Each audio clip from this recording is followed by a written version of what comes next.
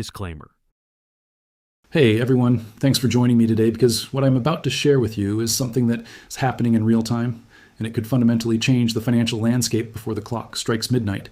In exactly 7 hours, at midnight tonight, 70% of the world's silver supply disappears behind a government approval process that takes 6 months to navigate.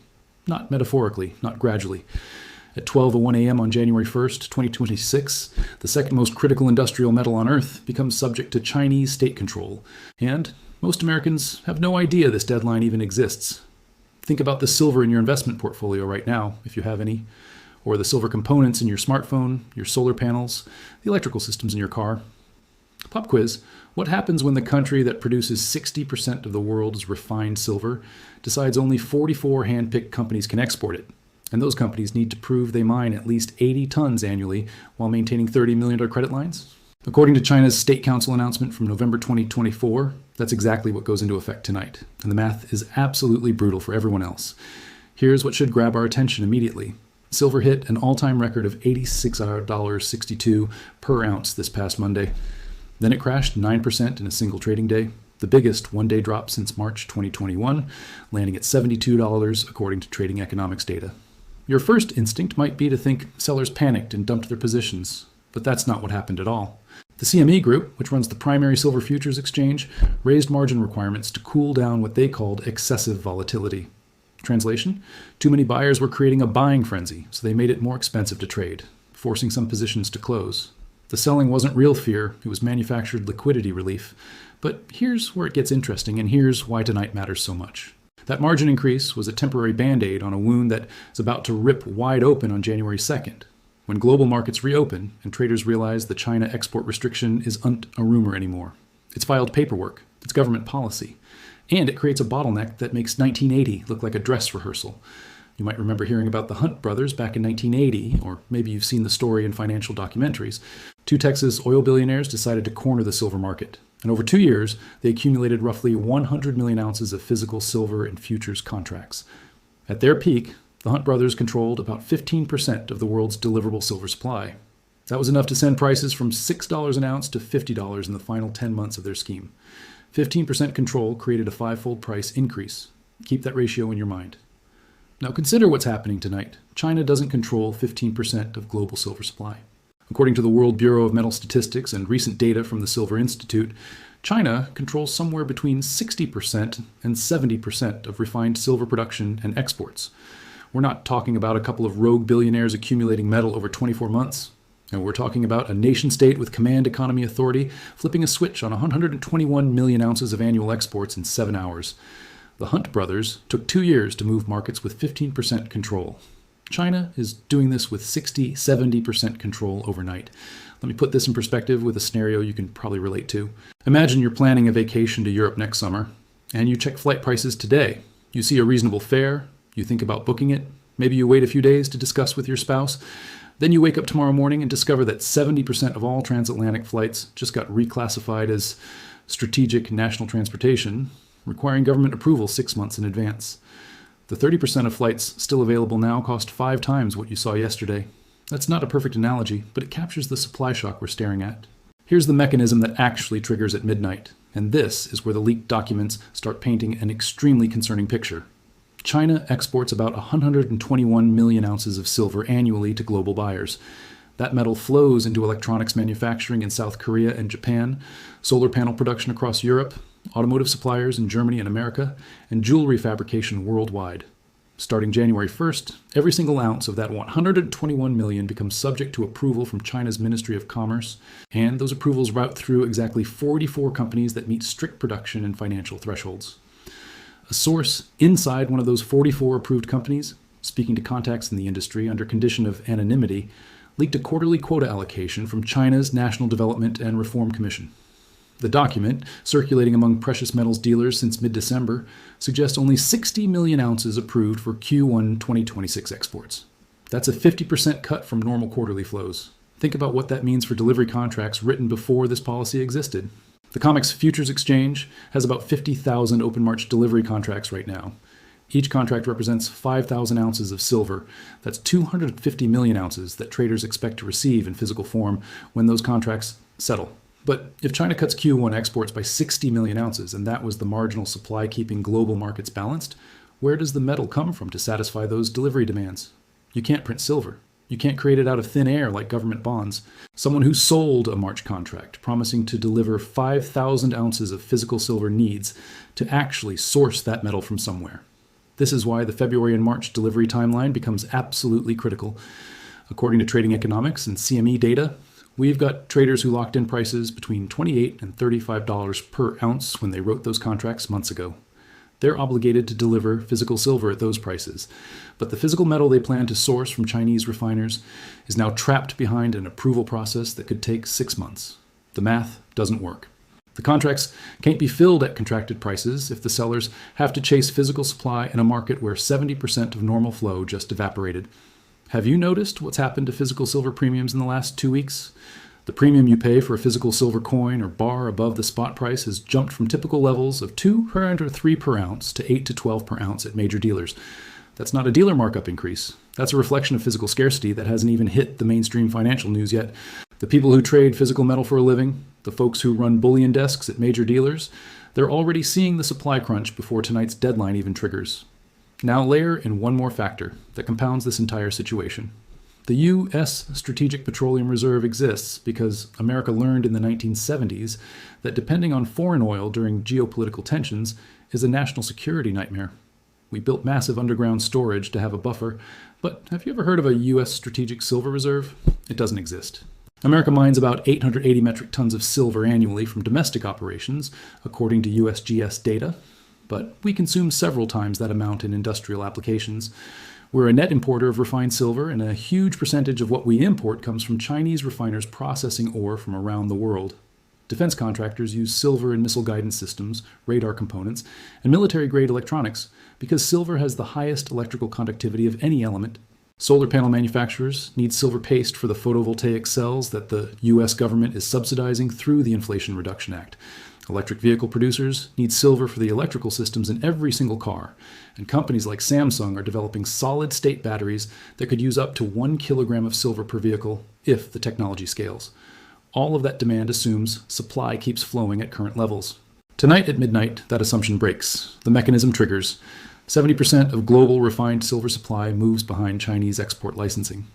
And the first buyers who will feel the squeeze are the ones with March delivery contracts that suddenly can't be filled at contracted prices, setting off a chain reaction that history suggests could make 1980 look gentle by comparison. The countdown is running, and most people are focused on New Year's Eve celebrations, while a fundamental shift in global commodity markets happens in the background. What happens after midnight? That's where this story gets even more intense because the historical precedents and the mathematical realities suggest we're heading somewhere the silver market has never been before. Let's go back to 1980 for a moment because understanding exactly how the Hunt brothers moved silver prices gives us a framework for what's about to unfold starting tomorrow morning. Nelson Bunker Hunt and William Herbert Hunt didn't wake up one day and decide to corner the silver market on a whim. They spent 2 full years, from 1978 through early 1980, methodically accumulating physical silver and futures contracts. They moved slowly enough that most of the market didn't realize what was happening until it was too late to stop. Here's the timeline that actually played out. In January 1978, silver traded around $6 per ounce. The Hunt brothers started buying aggressively but quietly, using multiple accounts and shell companies to disguise the scale of their accumulation. For the first year and a half, silver prices drifted higher gradually, reaching about $10 by mid-1979. Then something shifted. As word spread through trading circles that the Hunts were taking physical delivery instead of just trading paper contracts, other investors started piling in, creating a feedback loop. In the final 10 months from March 1979 to January 1980, silver exploded from roughly $10 to its peak of $50 per ounce. That 5-fold increase came from 2 brothers controlling approximately 15% of the world's deliverable silver supply over a 24-month accumulation period. Think about that ratio for a second. 15% control, 2 years of gradual buying, still created a 400% price increase in the final 10-month sprint. Now compress that timeline from 2 years down to 7 hours and increase the control percentage from 15% to 60, 70%. According to basic supply and demand economics, if 15% control over 24 months created a 5-fold increase, what does 60% control in a single midnight policy shift create? The math gets uncomfortable really fast, but here's what makes tonight's situation fundamentally different from 1980, and this is crucial for understanding why the price action could be so much more violent. The Hunt brothers were private citizens trying to manipulate a market for profit. They faced regulatory pushback, margin requirement increases, and eventually government intervention that forced them to liquidate. China isn't a couple of rogue billionaires. China is a sovereign nation exercising what it views as legitimate control over its own industrial resources. You can't margin call a nation state. You can't force the Chinese government to liquidate positions because the CFTC raises margin requirements. This is a fundamentally different animal, and the usual circuit breakers that stopped the Hunt brothers don't apply. Let me show you what the analysts are projecting, because this isn't speculative fear-mongering. These are numbers from industry research firms trying to model the supply deficit. According to data compiled by Ainvest and corroborated by the Silver Institute's latest industry reports, global silver markets were already running annual deficits of 115 to 120 million ounces in 2024 and 2025. That means industrial consumption and investment demand exceeded new mine supply by that amount even before tonight, as export restrictions trigger. The deficit was being filled by above-ground stocks, recycled silver, and consistent Chinese exports. Now model what happens if Chinese exports drop by 50%, as the leaked quota documents suggest. That's 60 million additional ounces removed from global supply annually, on top of the existing 115 million ounce deficit. You're looking at a combined shortage of 175 to 180 million ounces per year, which is roughly 500 metric tons. To put that in perspective, total global mine production in 2024 was approximately 26,000 metric tons, according to the World Bureau of Metal Statistics. We're talking about a deficit that equals 21% of total annual mine output. You can't just dig up an extra 21% of global production overnight. Silver deposits take years to explore, permit, develop, and bring into production. And that's before we factor in the industrial demand bomb that's quietly ticking in the background, a demand surge that most investors are not even tracking yet because it's emerging from cutting-edge battery technology. Samsung, working with researchers at MIT and other institutions, has made significant progress on solid-state battery technology that could revolutionize electric vehicles. These batteries promise longer range, faster charging, and better safety than current lithium-ion designs. But there is a catch that hasn't made headlines yet. The prototype designs use significantly more silver than conventional EV batteries. According to technical specifications reported by Silver Trade and industry publications covering the battery sector, some solid-state battery architectures require up to 1 kilogram of silver per vehicle for the electrical interconnects and current collectors.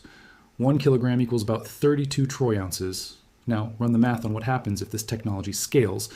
Global EV production hit about 14 million vehicles in 2024. If even 20% of EV production adopts solid-state batteries with high silver content by 2027, that's 2.8 million vehicles times 32 ounces each, which equals roughly 90 million ounces of new annual silver demand, or about 2,800 metric tons. For comparison, total U.S. mine production of silver in 2024 was approximately 880 metric tons according to USGS data. This single technology shift could consume 3 times America's entire domestic silver production. Think about what that means for our energy independence goals and our EV manufacturing ambitions. The Biden administration and now incoming Trump administration have both pushed aggressive EV adoption targets and domestic battery manufacturing incentives. But if the batteries of tomorrow need silver, and 70% of refined silver supply is now controlled by China. Starting tonight, we've essentially outsourced our transportation future to the same country that taught us painful lessons about rare earth dependence a decade ago. Have you been following your investment portfolio's exposure to EV manufacturers or solar companies? Because their supply chains just got significantly more complicated. And speaking of lessons from the past, let's talk about what happened with rare earth elements, because the parallels are striking, and the U.S. government's response back then tells us exactly how seriously they take these resource bottlenecks. In 2010, China controlled roughly 97% of global rare earth production. When territorial disputes with Japan flared up, China restricted rare earth exports, causing prices to spike 500% in some cases. Rare earths are critical for military hardware, from fighter jet components to precision-guided munitions. The Pentagon watched suppliers for defense contractors scramble to secure materials, and delivery timelines for some weapon systems stretched from months to years. The U.S. government's response was swift and substantial. According to Ainvest research citing Department of Defense budget documents, the DoD invested over $400 million in domestic rare earth processing capacity and alternative supply chain development between 2011 and 2015.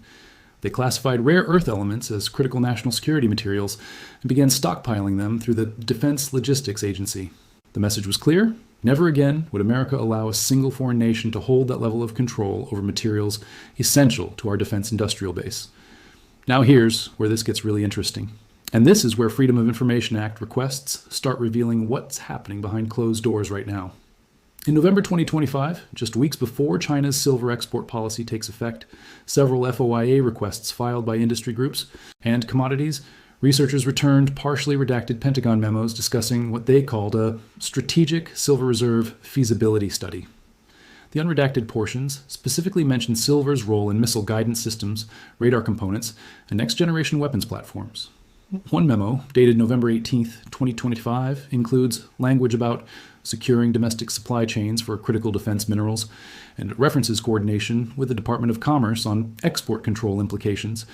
Why would the Pentagon be studying strategic silver reserves in November if they weren't concerned about January's supply disruption? Military procurement doesn't move on rumor or speculation. Those memos represent career defense analysts looking at the same midnight deadline we're watching tonight and running scenarios on what happens when defense contractors can't source enough silver to maintain production schedules for weapon systems. Raytheon, Lockheed Martin, Northrop Grumman, these companies build the missiles, radar systems, and electronic warfare packages that use silver for its unmatched electrical conductivity. If their silver supply gets disrupted because 70% of global refined production is now behind Chinese export licenses, we're not just talking about inconvenience, we're talking about national security implications. And the military knows something that most civilian investors haven't grasped yet. Silver isn't just another commodity where you can substitute alternatives if prices get too high. In many defense and aerospace applications, silver's unique properties, its conductivity, its thermal performance, its reliability in extreme conditions, make it essentially irreplaceable with current technology. You can't just swap in copper or aluminum and maintain the same performance specs for a missile guidance system. The engineers designed those systems around silver's specific characteristics.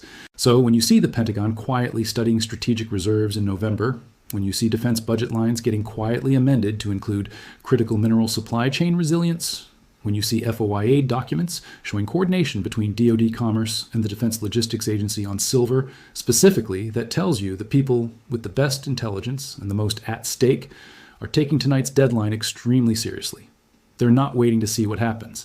They're already positioning for the supply shock they know is coming. The 1980 Hunt Brothers situation took 2 years to build and 10 months to peak. China's export control takes 7 hours to trigger and creates a supply bottleneck with 60-70% market control versus the Hunt's 15%. The industrial demand from EVs and defense systems isn't speculative, it's engineering requirements driving toward commercial production. And the US government's own internal documents show they're treating this as a strategic national security concern, not just a commodity price fluctuation. Every piece of evidence points in the same direction, and that direction becomes unavoidable when you do the actual math. So let's do the actual math, because once you see these numbers laid out, the conclusion becomes inescapable. Grab a calculator if you want to follow along, because these numbers are publicly available from industry sources, and they tell a story most investors haven't put together yet. Start with where we are right now, before midnight even triggers. According to the Silver Institute's World Silver Survey, global silver markets already ran a deficit of 115 to 120 million ounces in 2025. That means total demand from industrial uses, jewelry, investment buying, and photography exceeded new mine supply by that amount. The gap got filled by drawing down existing stockpiles, recycling old silver, and consistent exports from major producing countries, especially China. But those stockpiles aren't infinite, and they've been declining for years. Now add tonight's export restriction. If China cuts Q1 2026 exports by 60 million ounces, as leaked quotas suggest, that's not just a temporary disruption. That's 60 million ounces removed annually if restrictions hold for the full year. We jump from a 115 million ounce existing deficit to 175 million ounces combined shortage. Already the math is getting uncomfortable, but we're not done adding demand factors. Samsung's solid-state battery technology represents the next wave. If those batteries require up to 1 kilogram of silver per vehicle, as technical specifications indicate, and if 20% of global EV production adopts this technology over the next 2 to 3 years, we're looking at incremental demand of roughly 2,800 metric tons annually, or about 90 million ounces of new industrial consumption that didn't exist before.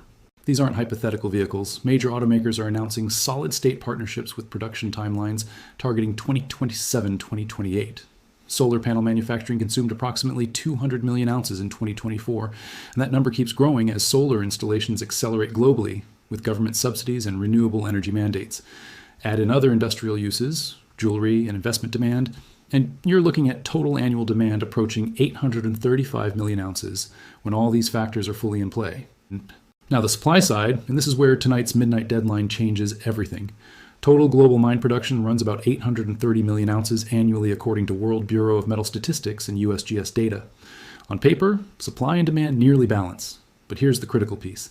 If China controls 60% of refined silver supply through production and processing, and that 60% now sits behind government export licenses, starting January 1st, the freely available supply to Western buyers just dropped to 40% of global production.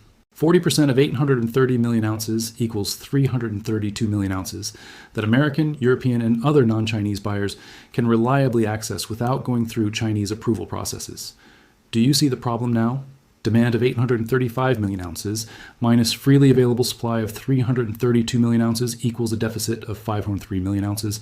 That's not a shortage resolved by mining a bit more or recycling harder. That's a structural crisis that can only be resolved through three mechanisms: prices rising high enough to destroy industrial demand, governments intervening to control distribution, or China reversing course, which defeats their entire strategic purpose. And remember, silver isn't the primary product for most mines. According to industry data, roughly 70% of silver comes as byproduct from copper, lead, and zinc operations. If those base metal mines cut production due to economic challenges, silver output drops proportionally. We saw this during COVID when mine closures reduced silver supply by 6 to 8%, and we could see it again if recession fears materialize. The supply side is actually more fragile than the round numbers suggest. So what does this timeline actually look like as it unfolds? Let me walk you through what the calendar suggests based on market mechanics and historical patterns, because the next 3 months are absolutely critical. Week 1, January 1st through 7th, you'll likely see silver prices trade relatively flat or even drift lower. Markets are closed for New Year's Day, trading volumes are light during the holiday week, and many institutional traders are away from their desks. The export restriction just took effect, but physical metal is still moving through existing contracts and pipeline inventory. This is the quiet period before the storm, and it might lull casual observers into thinking nothing has changed. Don't be fooled by this calm. Week 2 and 3, but January 8th through 17th, this is when physical market stress starts showing up in ways that can't be ignored. European industrial buyers who need to secure Q1 silver deliveries start discovering their usual Chinese suppliers aren't shipping contracted quantities, or they're demanding renegotiated prices far above what contracts specify. Physical premiums, the amount you pay above spot price for actual metal, begin spiking as buyers compete for limited supply available outside Chinese control. We've already seen premiums jump from typical levels of $2-3 per ounce to $8-12 per ounce at major dealers in December. Imagine what happens when large industrial buyers, not just retail coin purchasers, start competing for physical metal. When electronics manufacturers need silver for circuit boards, solar companies need it for panel production, and defense contractors need it for weapon systems, all trying to source from the same constrained pool. Those premiums could explode to $20, $30, even $50 per ounce over spot price. According to analyst projections compiled by Discovery Alert and precious metals research firms, if supply constraints persist and industrial buyers panic buy to secure inventory, spot prices could reach $200 to $300 per ounce within a 6-month time frame.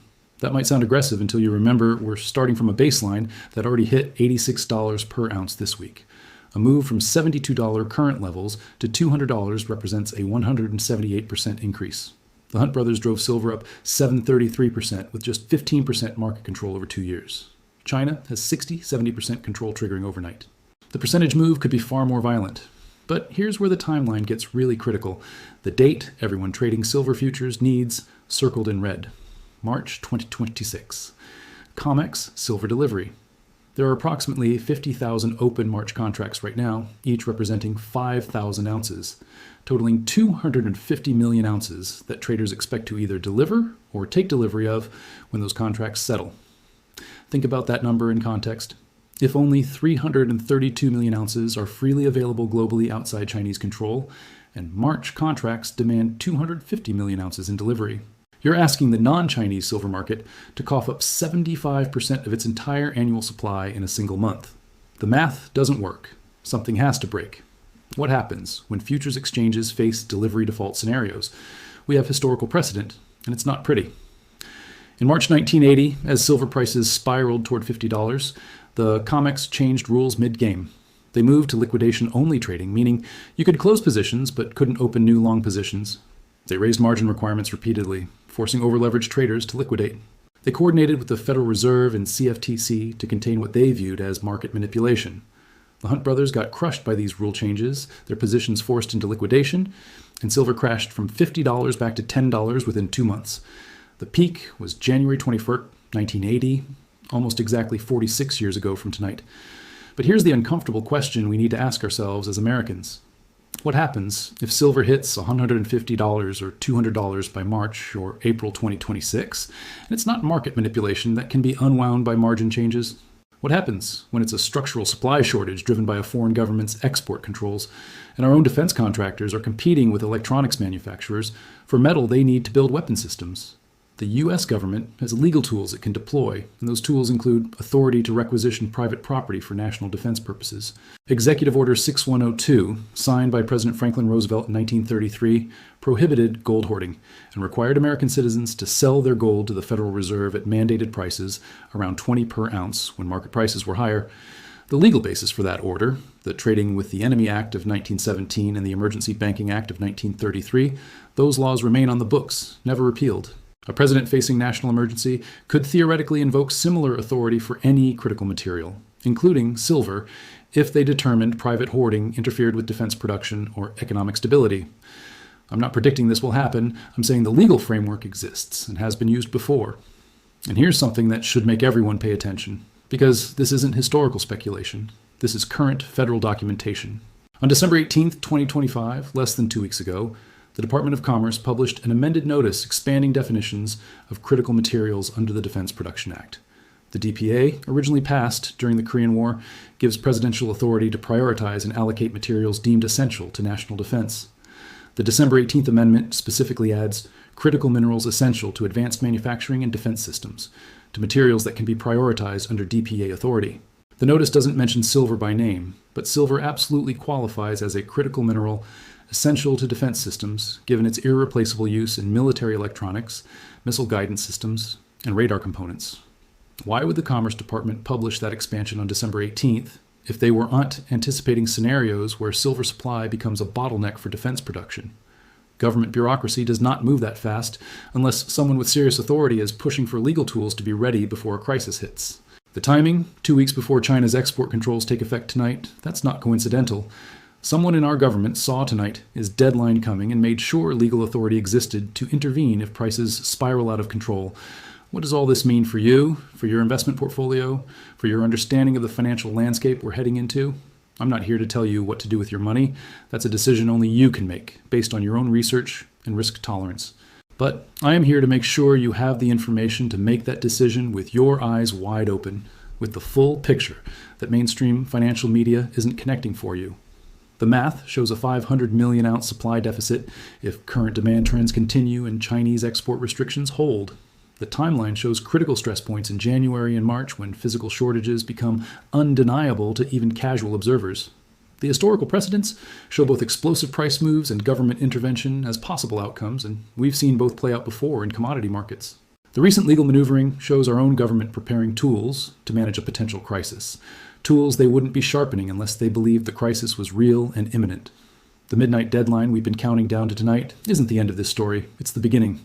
What happens in January and February, how quickly physical premiums explode, whether March contract delivery goes smoothly or triggers exchange rule changes and potential defaults, whether industrial buyers start hoarding inventory or governments start coordinating policy responses, those are the chapters that haven't been written yet. But the trajectory is set, the mechanism triggers at midnight, and 70% of global refined silver supply moves behind approval processes that weren't there yesterday, fundamentally changing the calculus for every participant in this market, from individual investors to Fortune 500 manufacturers to Pentagon procurement officers. One way or another, the silver market that exists tomorrow morning looks fundamentally different from the one we've known for the past several decades. The only question is how violent the adjustment process becomes, and whether individual investors position themselves to understand and potentially benefit from the shift, or whether they get caught off guard when supply reality crashes into market pricing over the next few months. The clock is ticking, the math is unforgiving, And history suggests that when government policy creates supply bottlenecks in strategic commodities, the market's response is rarely gentle or gradual. Stay informed, stay vigilant, and make sure you understand what's happening behind the headlines. Because tonight at midnight, while most of America celebrates New Year's Eve, the global silver market crosses a threshold we haven't seen since the Hunt brothers cornered the market 46 years ago. And this time, the stakes are exponentially higher. The control is far greater, and the consequences reach into every corner of our industrial economy and national defense.